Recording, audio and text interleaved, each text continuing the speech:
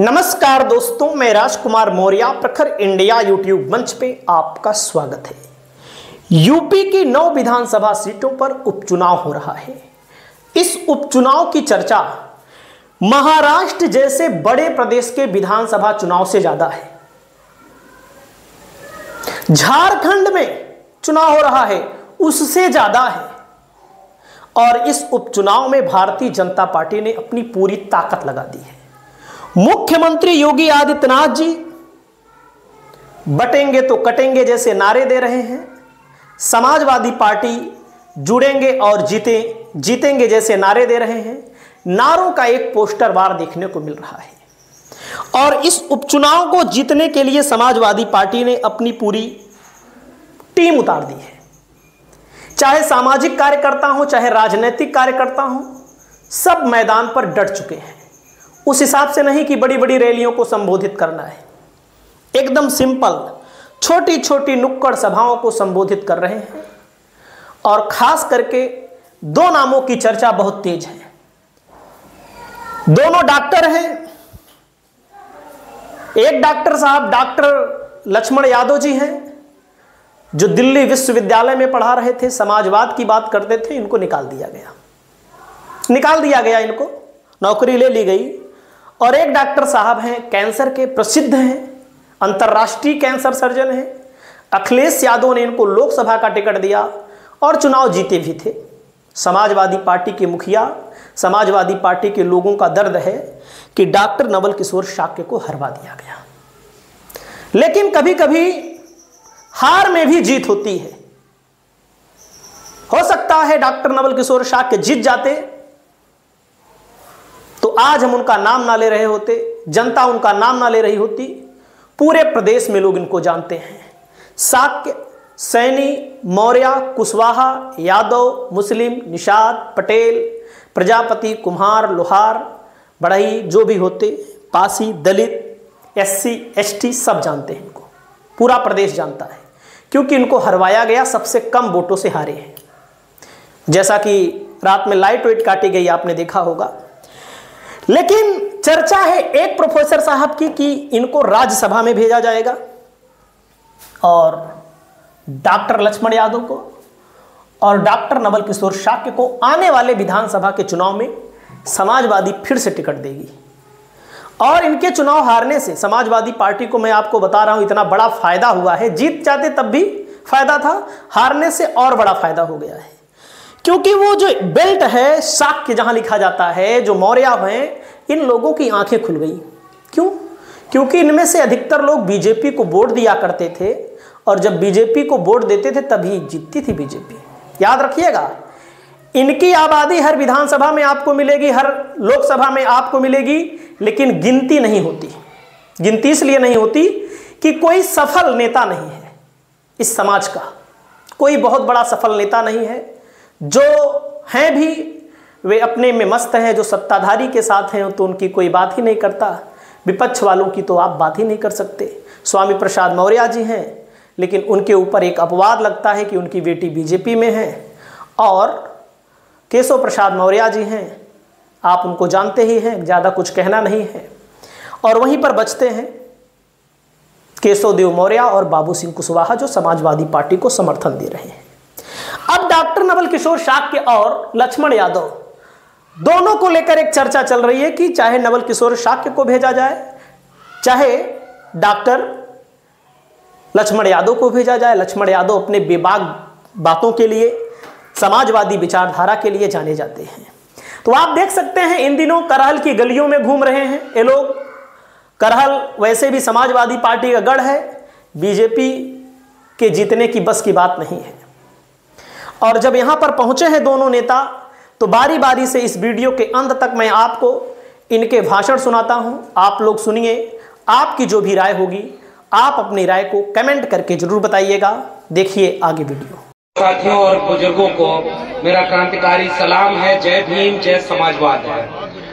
मेरा नाम डॉक्टर लक्ष्मण यादव है। मैं रहने वाला तो आजमगढ़ का हूँ, लेकिन कई बार होता है, हम 14 साल दिल्ली विश्वविद्यालय में पढ़ाते रहे, प्रोफेसर रहे, लेकिन ये खतरा महसूस किया कि जब आपके बोलने की आजादी छीनी जाए आपके बच्चों की शिक्षा बेची जाए, संविधान पर खतरा मंडरा रहा हो, और उस वक्त में इस बात का इंतजार नहीं किया जाता कि आग जब आपके घर तक पहुंचेगी तब उसे बुझाने के लिए आप दौड़ेंगे।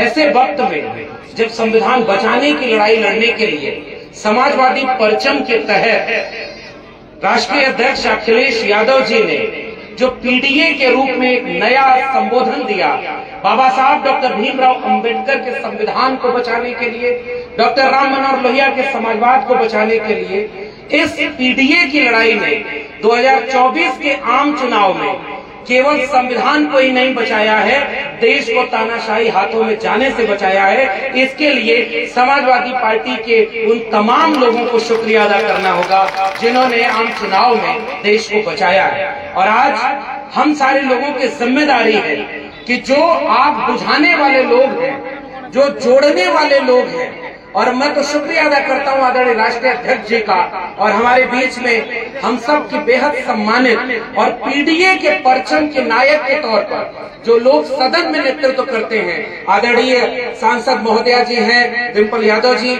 हमारे आदित्य जी हैं।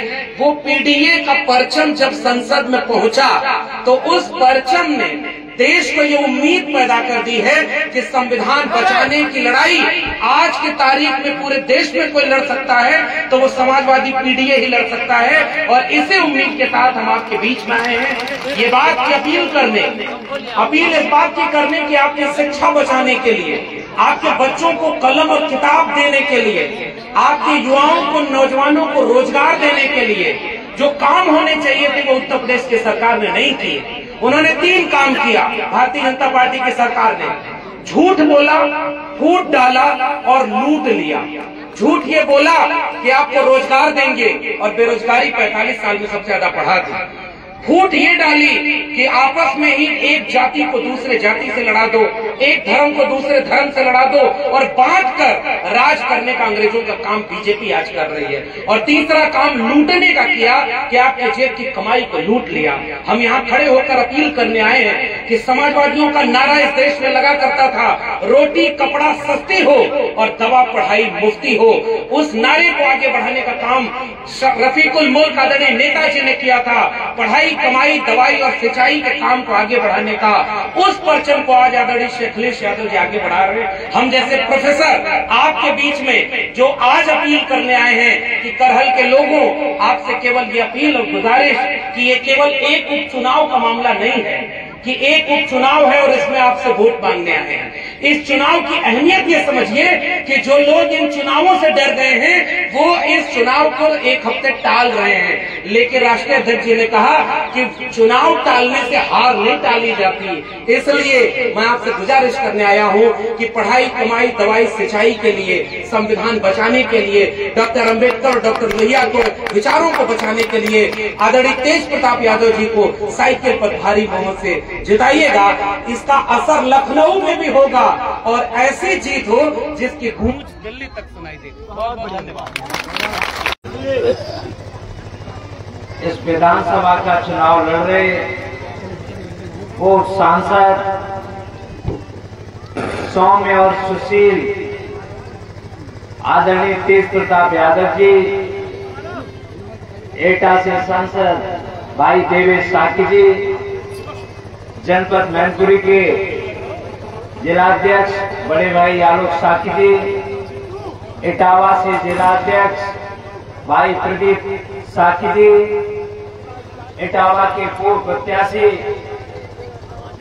आदरणीय सर्वेश साकी जी, मैनपुरी से पूर्व प्रत्याशी रहे आदरणीय महाराज सिंह चाचा जी, कांग्रेस की जिलाध्यक्ष छोटी बहन विनीता साकी जी और मंचासीन सभी नेतागण, सामने नंगापुर के सम्मानित हमारे पितातुल बुजुर्ग, युवा साथी और माताएं और बहनें। ये चुनाव 2027 की नींव रखने का चुनाव है। ये चुनाव कहने के तो विधानसभा का उपचुनाव है, लेकिन आज जिस तरह से देश में संकट आदरणीय राष्ट्रीय अध्यक्ष अखिलेश यादव जी के नेतृत्व में इंडिया गठबंधन नेता जो इकट्ठे हुए और उनके साथ सारे लोगों ने एक साथ मिलके जहां देश के संविधान को भारतीय जनता पार्टी के लोग बदलना चाह रहे थे और इस देश में मनुस्मृति का संविधान लागू करना चाह रहे थे, उनके मंसूबों को नेस्तनाबूद करने का काम समाजवादी पार्टी और इंडिया गठबंधन ने किया था। और उसकी शुरुआत श्रद्धेय नेताजी माननीय मुलायम सिंह यादव जी के परिनिर्वाण होने के बाद उस उपचुनाव में आदरणीय टेम्पल भाभी जी ने की थी और 2027 की नींव इस उपचुनाव के बहाने आदरणीय तेज प्रताप यादव जी करल विधानसभा में रख रहे हैं। इसलिए मैं बस यही कहूंगा आज साथी कुशवाहा मौर्य और सैनी समाज के समस्त नेतागण आपके इस मंच पर पधारने का काम किए हैं और इन सबको आदरणीय राष्ट्रीय अध्यक्ष अखिलेश यादव जी ने इतना सम्मान देने का काम किया है। मैं कह सकता हूं देश की सबसे बड़ी पंचायत लोकसभा में भी आदरणीय बाबू सिंह कुशवाहा जी को उपनेता के रूप में साथी कुशवाहा मौर्य और समाज का सम्मान बढ़ाने का काम किया है। इसलिए नंगलापुर के लोगों से मैं तो यही कहूंगा, अभी डॉक्टर नवल किशोर को भी 2024 में फर्रुखाबाद से लोकसभा में आशीर्वाद मिला था आदरणीय राष्ट्रीय अध्यक्ष अखिलेश यादव जी और समाजवादी पार्टी का। और सोचिए, मैंने कोई चुनाव नहीं लड़ा था इससे पहले।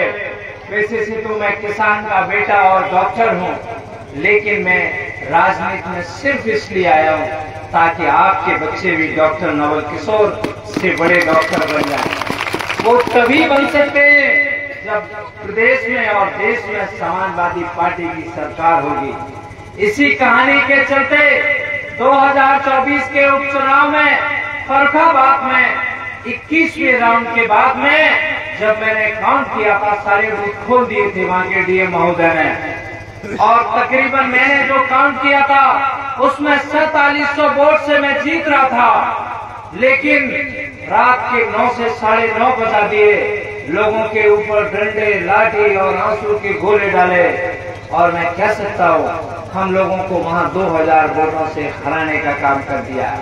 मैं कह सकता हूँ इसी भारतीय जनता पार्टी ने वहां पर आपका अपमान करने का काम किया है। इसलिए मैं अनुरोध करने आया हूँ आप सबसे, और आप सबसे अपील करता हूँ कि आदरणीय तेज प्रताप यादव जी को इस चुनाव में फर्रुखाबाद का बदला भारतीय जनता पार्टी की यहाँ से जमानत जब्त करा के देना, यही अनुरोध आप सबके बीच में करने आया हूँ। तो आप लोग भाजपा की जमानत जब्त कराओगे? हाथ उठा के बता दो। और आदरणीय तेज प्रताप यादव जी को यहाँ से जितने वोटों से आदरणीय राष्ट्रीय अध्यक्ष जी जीते थे, मैं अनुरोध करूंगा कि उससे भी बड़ी ऐतिहासिक जीत दिला देना, यही अनुरोध आप सबके बीच में करने आया हूँ। नमो बुद्धाय, जय भीम, जय भारत, जय समाजवाद।